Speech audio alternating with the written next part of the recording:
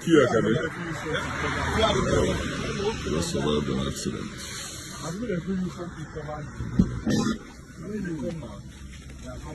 The key can it come out?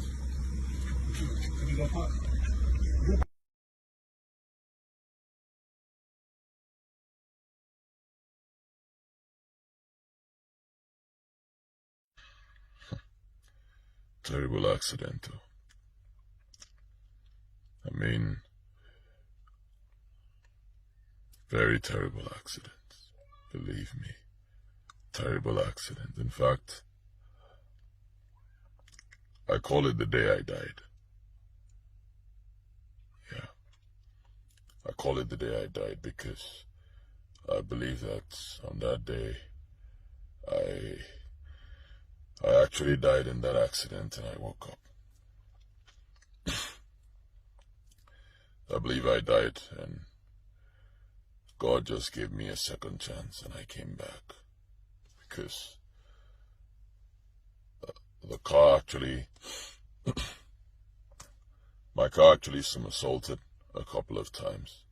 But I know that when it turned, when it turned upside down, that first hit upside down, I felt the pain. I felt the pain in my head, and I was just knocked out. Now, before I was knocked out, the moment I felt that pain as the car turned upside down and it hit the ground the first time, I felt that pain on my head and my neck, and I heard a voice. First of all, before the voice, my life was flashed before me, and everything happened. Like all my achievements in life were flashed before me, and it happened like in a split second. Everything was just flashed before me, and then excuse me, it ended with a picture of my daughter, and that was the last picture I saw. A picture of my daughter. That was it. The picture I had taken of her the night before I took off from Lagos. That picture.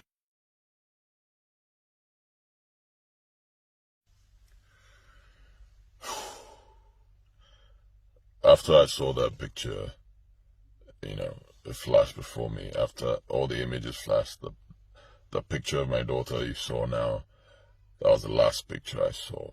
And then I heard a little voice. I heard, a very tiny voice. The voice said to me, "Yul, it's over.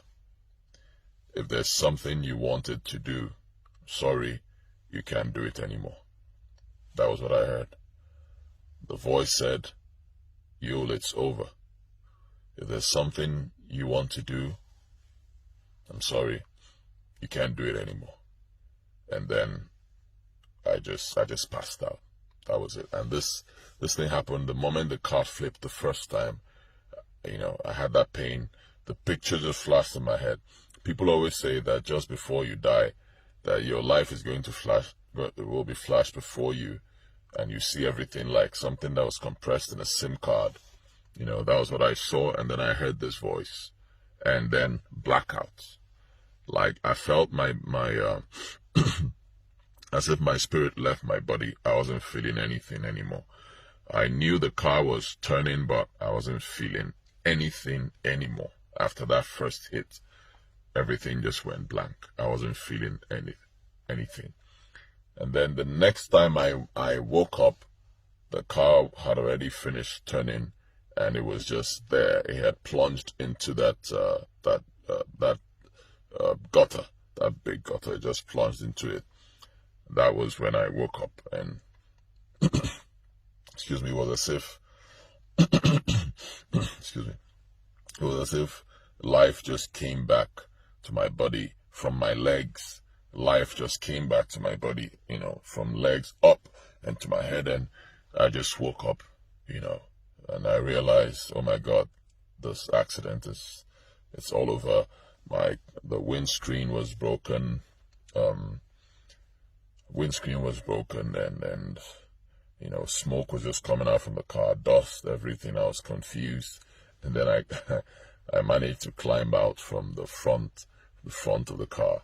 You know, the windscreen was broken. I climbed out from the front and came out, and I actually thought I was dead. I actually thought I was dead because this thing happened on my way from Lagos. I left Lagos. I was driving to Asaba, so it happened. It happened along somewhere around Ore, just before I got to Ore.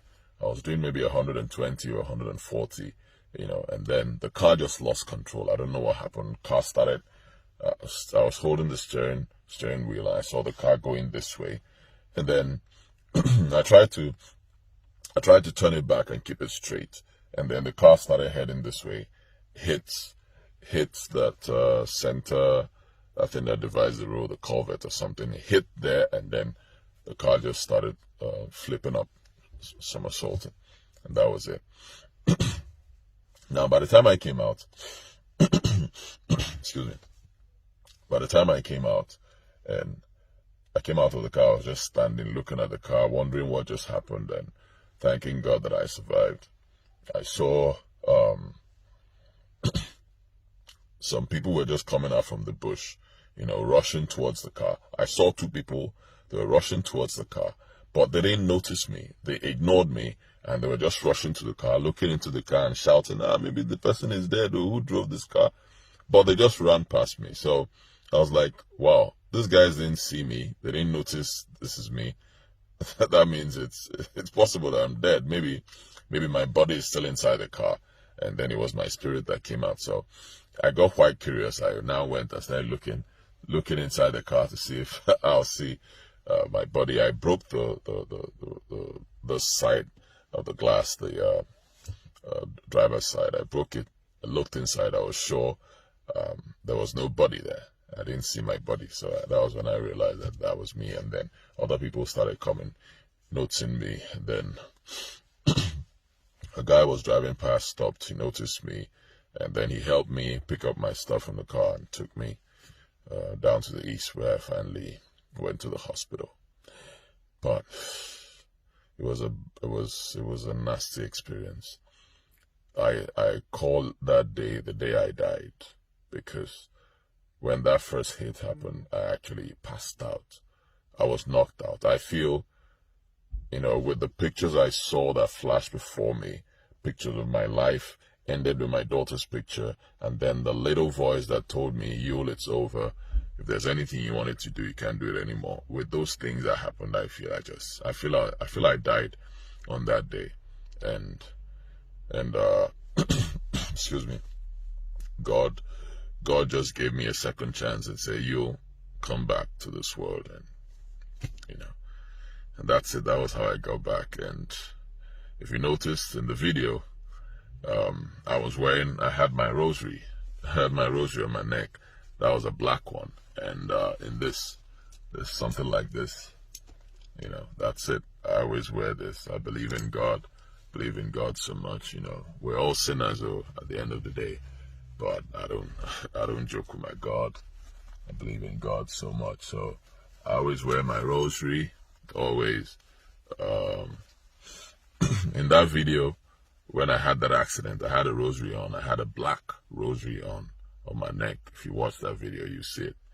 And I came out without any major injuries, just scratches on my hand. But it was a terrible accident, you know.